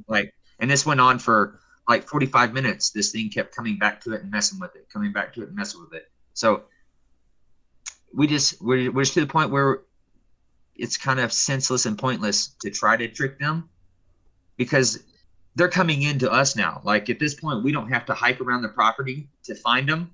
Right. When we get there, they're on us. And at night, like we just go out around camp. Like typically we're no further than 1,000 yards from camp, and we're filming them on thermal, Yeah. So there's no point in trying to trick them for us at this time. Yeah, I agree. For me, it's all about being predictable. Like just think about this, right? The rock throwing. You hear all the time, oh, they were throwing rocks. They were trying to scare us out. Randy did an interview recently, and one of the comments was, evidently this guy doesn't know what throwing rocks means. Well, fear is residual, and it's within you. You control whether you're fearful or not. And what I realized early on was that when these things are throwing rocks, I don't think they're trying to scare us away. I think they're checking our demeanor. Yeah. Right. You have rocks raining in around you, but they're not hitting you. You get fearful. If you're fearful, you're unpredictable. If you lash out and, start yelling, thinking somebody's throwing rocks at you, a person, you're unpredictable. If you pull out a gun because you're freaking, you're unpredictable, right? Yeah. We don't do any of that. When things are happening around us, we just roll with it, man. We stay calm and collected. We're not fearful. And it's led us to more things, we don't think about things like most people do, and the rock throwing was a big part of that. I've got a video on my YouTube channel that was supposed to be in the documentary, and I went ahead and released it because I had a bunch of people. I've kind of quit putting videos out for the most part on my YouTube channel because everything I'm doing is going into the documentaries, and I had people, hey, when are you going to put out a video? So I put out this video, and I went out to check the area one day. I showed some tracks. I didn't show myself casting them, but I did cast the tracks. And anyway, long story short, at the end of the video, I have 4 big rocks that are about the size of 2 of them are about the size of a baseball. 2 of them are a little bigger, and they're thrown around me. And it happens live and in the moment with the camera on. And my adrenaline was rushing and stuff because I was by myself, and they were bigger rocks than normal. But it's a normal area where things happen, this particular spot. And I even picked up one of the rocks and showed it on video, and like you hear the rocks hitting around me and stuff. And I put that out. I just wanted to show people that like these things wanted to hit me with a rock, it would already happened. Yeah. Like I've had hundreds of rocks thrown around us, man. And when our tents, when we camp in certain areas on the property, we have little rocks thrown all around camp all night long. Yeah.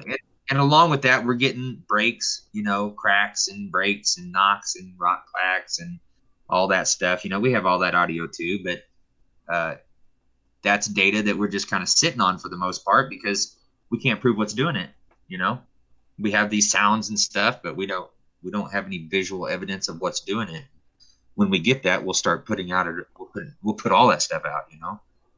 Larry, we're getting close to our 2-hour allotted time with YouTube.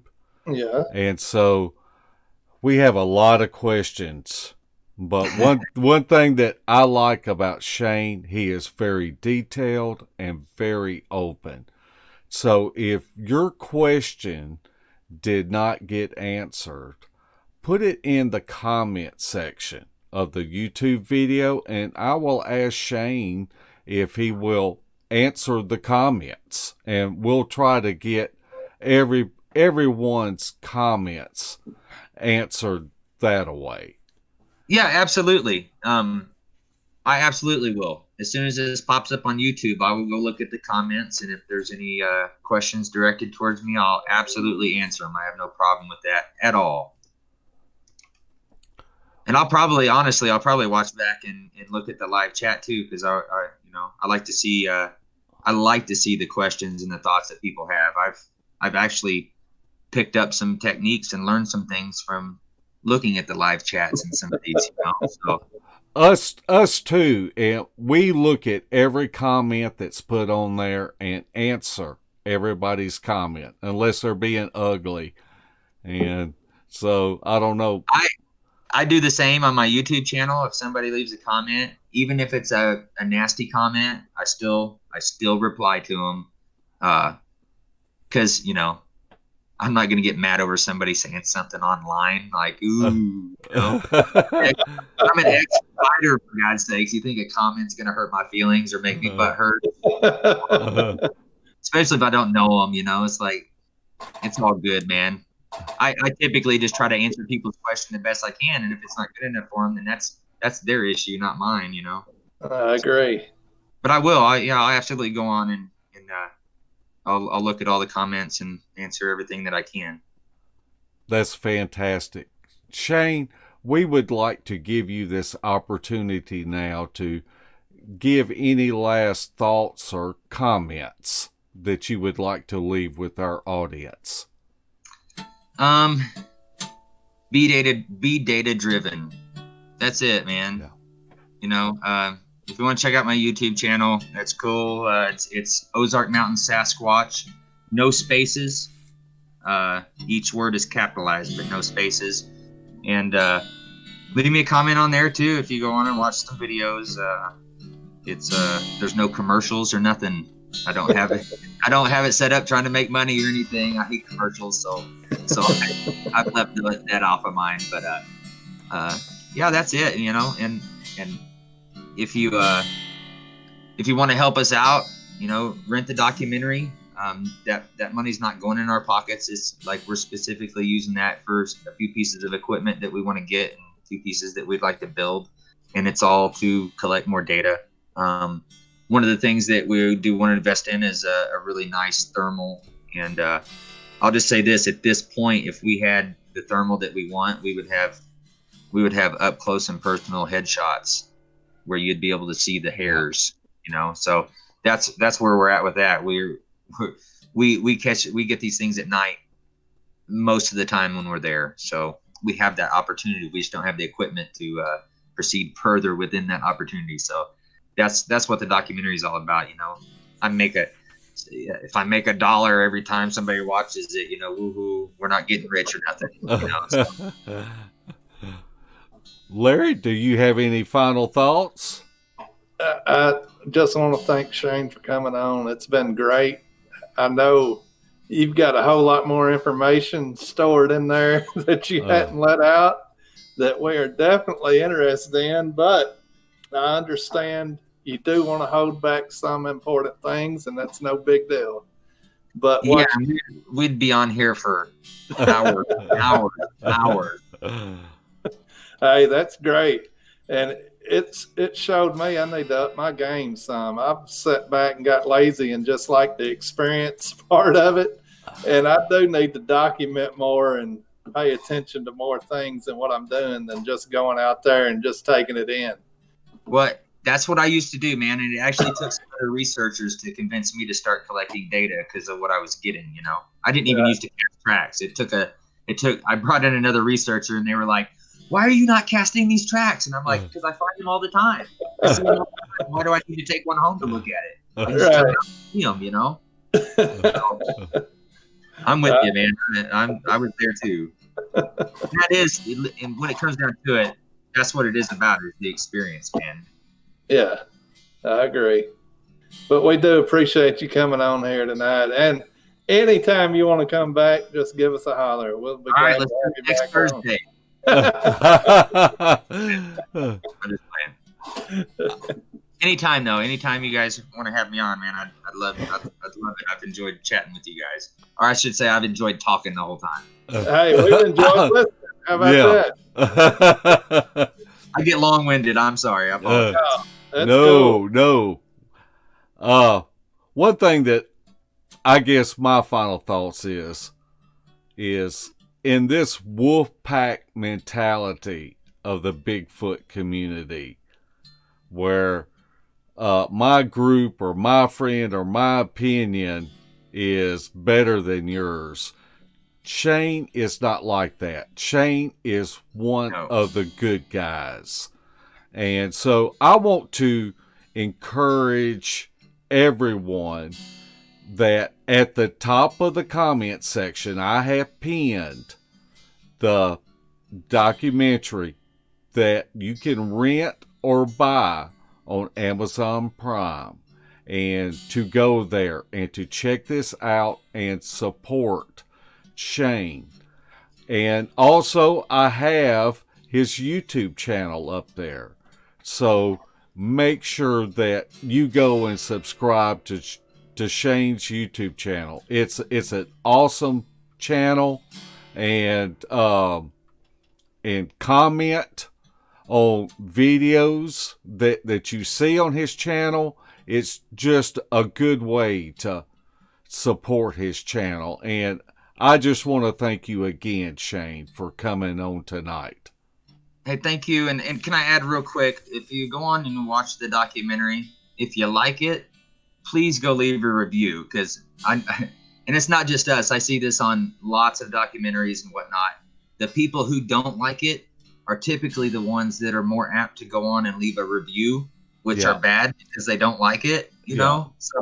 So if you watch it and you like it, please leave a review. It would help us immensely. And it helps, move us up in the stature as far as, people getting on there and seeing it that it's there, so that does help us whether people know it or not.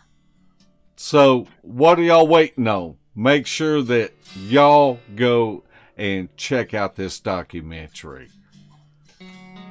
Beast TV would like to welcome all of our new Facebook members.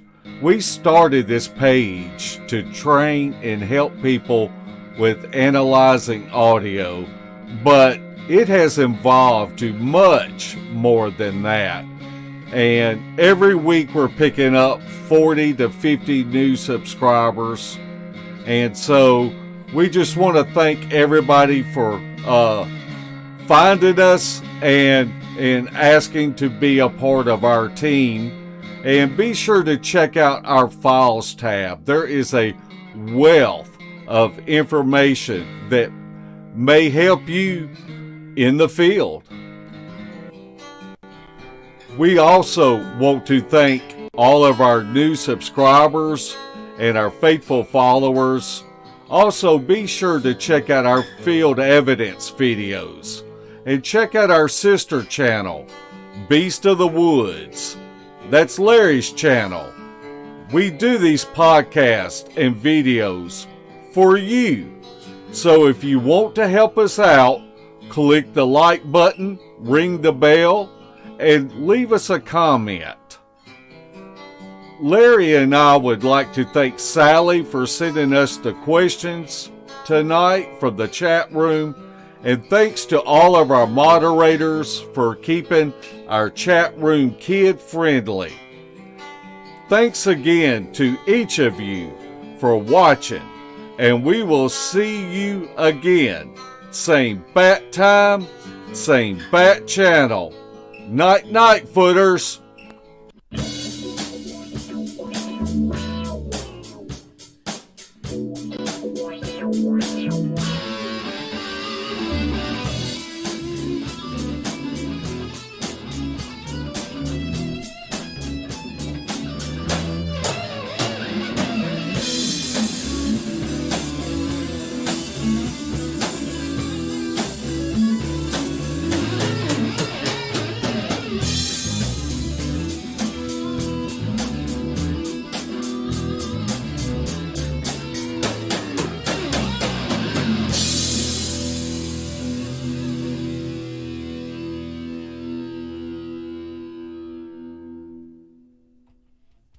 This has been a Sawdust production.